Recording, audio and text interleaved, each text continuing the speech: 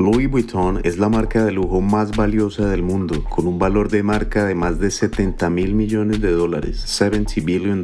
Su historia data del siglo XIX, en el año 1821. Y esta historia comienza con un niño que vivía en las calles, el cual, en ese momento, lo único que tenía a su alcance era soñar con algún día tener éxito. Sin dinero, sin hogar y sin comida, trabajaba eventualmente con artesanos, ganaba muy poco dinero, pero estaba aprendiendo estas habilidades que le permitirían más adelante iniciar con la fabricación de maletas modernas y crear un imperio de miles de millones de dólares. En el siglo XIX, Louis Vuitton nació y creció en Ancay, Francia. Fue educado para ser un granjero y un artesano de sombreros. Durante ese siglo, Francia se recuperaba de las guerras napoleónicas. En este escenario de incertidumbre, muchos granjeros, incluyendo los Vuitton, quedaron en bancarrota. Empezando a una corta edad, Louis no tuvo más que trabajar para la granja de la familia. Desde que amanecía hasta que anochecía, plantaba y cosechaba los cultivos, criaba a los animales y juntaba leña. En 1831, Louis cumplió 10 años y la vida empezaría a ser un poco más complicada. Su madre falleció y su padre al poco tiempo se casó nuevamente. La madrastra de Louis era una pésima persona, hacía la vida de Louis miserable. Eventualmente se aburrió del maltrato y en 1835, cuando tenía 13 años de edad, escapó de la granja en Ancay para ir a París, sin dinero ni comida. Afortunadamente, Louis estaba trabajando desde que era un infante, por lo que le era fácil encontrar trabajo con artesanos, los cuales le enseñaron a trabajar con metal, piedras, madera y tela. Sin juntar mucho dinero, terminó en las calles de París. En ocasiones dormía en el bosque, con una pequeña capa que lo mantenía caliente. En ese momento, la primera línea del tren a París había abierto. Trabajar se había vuelto más accesible y las industrias empezaron a crecer rápidamente. Los artesanos capitalizaron en este nuevo mercado haciendo cajas personalizadas a los aristócratas, los cuales a menudo viajaban con pinturas, instrumentos y mueblería, por lo que necesitaban cajas que encajaran y se mantuvieran durante largos viajes. También necesitaban la forma de empacar sus pertenencias de tal manera que las protegiera de romperse. Como Louis, en camino a París, aprendió algunas de las habilidades requeridas para hacer este tipo de maletas, Louis buscó la forma de involucrarse en este mundo, por lo que decidió trabajar en el comercio de estas maletas. Con fortuna conoció a un artesano que se llamaba Monsieur Maréchal, el cual contrató a Louis como aprendiz. Así no ganara mucho, su actitud hacia el aprendizaje le pagaría de varias formas. Se volvió favorito dentro de los clientes que tenía el señor Maréchal y, sin darse cuenta, más tarde, la emperatriz de Francia, Eugénie de Montijo, lo contrató como su fabricante de cajas y maletas personal. Después de estar trabajando un año con la emperatriz, Louis comenzó a tener demasiada demanda de sus productos, por lo que abrió su primera tienda. En ese tiempo, las maletas tradicionales se hacían con cuero y eran de forma rectangular. La parte superior de las cajas era como un domo, para que el agua fluyera y no se quedara inundando el cuero. Esa forma de domo hacía que las cajas fueran imposibles de apilar, de organizar una encima de la otra. Con el fin de solucionar estos problemas, Louis inició a experimentar con nuevos materiales y se decidió por el lienzo. Comparado con el cuero, el lienzo es más liviano, más resistente al agua, por lo que es más durable. Esto permitió fabricar cajas con la parte superior plana, haciendo posible apilarlas una encima de la otra. En 1858, Louis lanzó al mercado su baúl de listones. Ese nuevo producto había marcado el nacimiento del equipaje moderno. Aunque algunos clientes eran escépticos en cuanto a las ventajas del baúl de Louis, en menos de 2 años se volvió conocido y se volvió un accesorio elegante que todos querían tener. Más tarde, Louis había inventado algo nuevo: los bolsos de mano. En ese año, 1867, los bolsos de mano no eran muy bienvenidos en la sociedad. Las personas se quejaban de lo poco elegantes, abultados y que causarían probablemente heridas a las mujeres. Sin embargo, Louis creía que estos bolsos tenían potencial e inició a hacerlos con material de lienzo. Las ventas despegaron y creó una demanda de más estilos para que las mujeres pudieran combinarlos con diferentes atuendos. Eventualmente, Louis no pudo continuar con la gerencia de la empresa, así que le pidió ayuda a su hijo, George. Tal como su padre,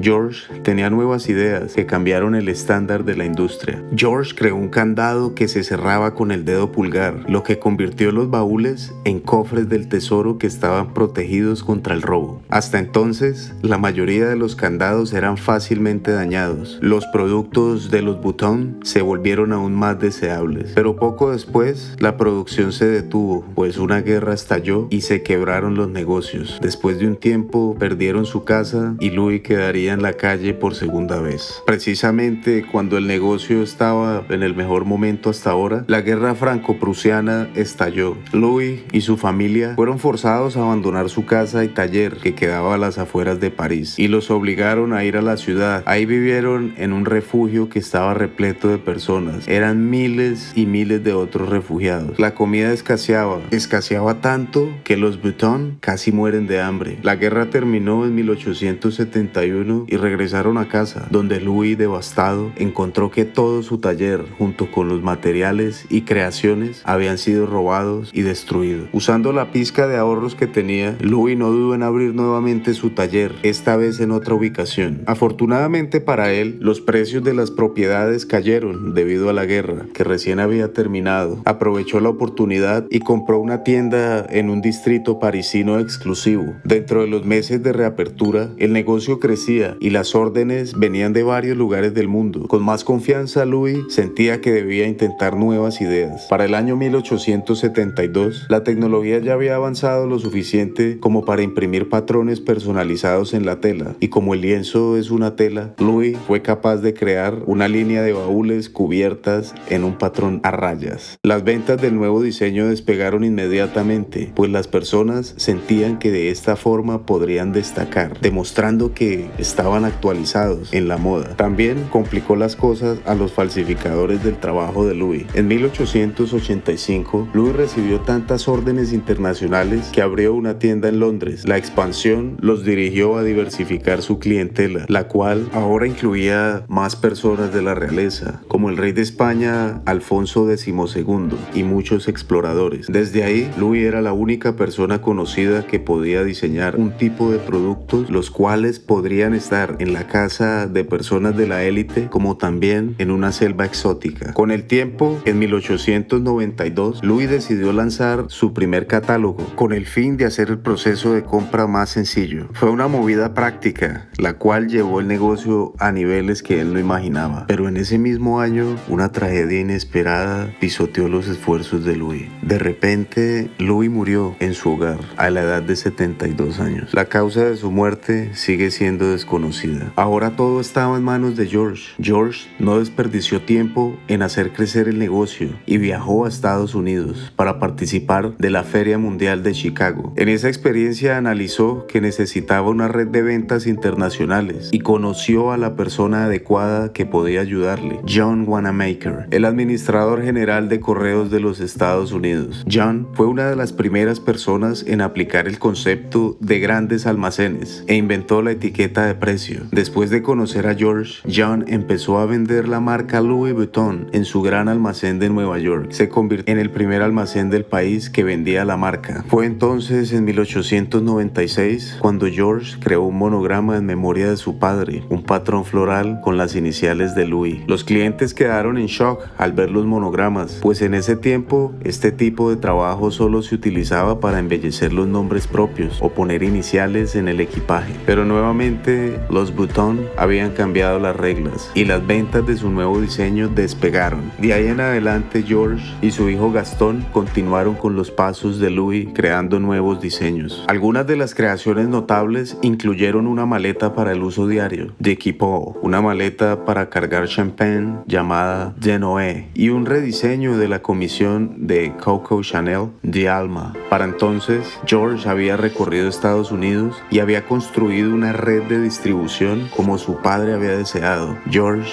estaba listo para llevar el negocio a los niveles que quería Louis. Desafortunadamente, la historia se repitió y George falleció, dejando los planes sin terminar a su hijo Gastón. Gastón estaba listo para un comienzo desastroso. La Segunda Guerra Mundial estalló y todos los contratos que tenía la empresa fueron cancelados. Sin pedidos, no hubo otra salida para Gastón que cerrar todas las fábricas y tiendas. En el libro Louis Vuitton, una saga francesa, el autor Stéphane Bovinci aclama que Gastón estaba tan desesperado por sobrevivir que colaboró con el partido al mando en Alemania. A Gastón entonces le dio permiso para producir bustos conmemorativos y abrir una tienda en Vichy, Francia. El autor también aclama que mientras tiendas como Van Cleef & Arpels fueron cerradas, Louis Vuitton fue la única tienda con permiso de estar abierta. Un portavoz de Louis Vuitton más tarde comentó: "Eso es historia antigua, somos diversos, tolerantes y todas las cosas que una compañía moderna debería ser". Después de terminada la guerra, Gastón dio la tarea a sus hijos, Henry, Jack y Claude, de que reconstruyeran la compañía. Con la guía de su padre, los hijos produjeron nuevos modelos de equipaje cada año, pero cuando Gastón falleció en 1970, el negocio se estancó. Los bolsos con materiales duros se volvieron menos populares y los hijos de Gastón estaban divididos en sobre cómo gerenciar. Así que le pidieron al esposo de su hermana, Henry Racamier, que tomara el control. En ese momento, Henry había fundado y vendido una empresa que se dedicaba a la venta de acero por una gran utilidad. El hombre tenía una visión entusiasta de los negocios, además de una habilidad innata para ellos, llevando a Louis Vuitton de las ventas al por mayor a las ventas minoristas. En 6 años logró que las ventas de Louis Vuitton pasaran de $20 millones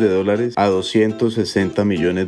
Para esos días, Henry hizo de Louis Vuitton una empresa pública. Se vendieron todas las acciones de la empresa, con más de 1 millón de acciones vendidas. Pronto, las acciones de la empresa comenzaron a tambalear, debido a que los analistas veían venir una gran cantidad de productos falsificados a tomarse el mercado. Sin embargo, Henry se dedicó a abrir tiendas alrededor del mundo, y en unos cuantos años, para 1987, Louis Vuitton alcanzó unas ventas récord por casi $1.000 millones, $1 billion, y se fusionó con Moet Hennessy, una productora de champaña y coñac, para de esta forma organizar el conglomerado de productos de lujo LVMH.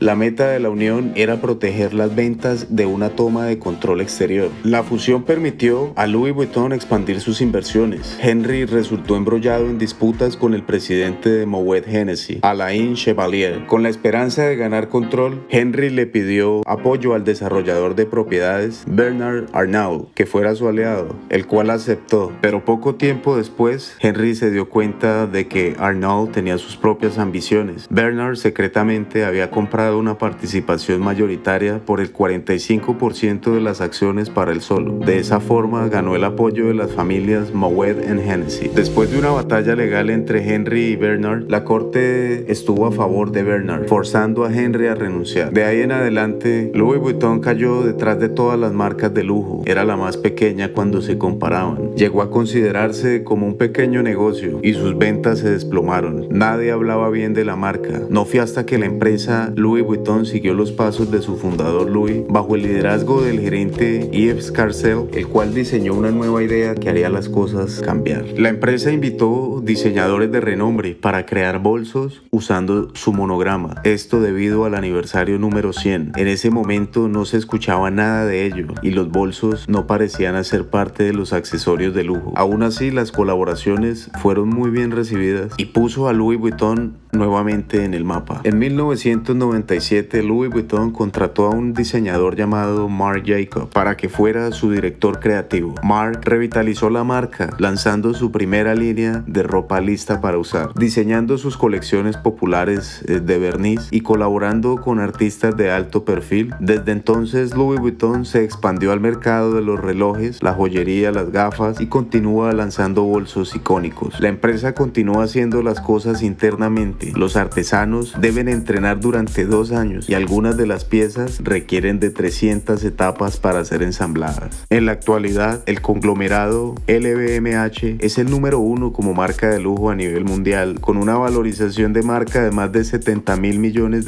Esta ha sido la historia de cómo un adolescente sin hogar, divagando por Francia, cambió la moda del equipaje y dejó las bases construidas para este imperio de miles de millones de dólares. Si te gustan este tipo de historias, no dudes en suscribirte y dejarnos tu comentario.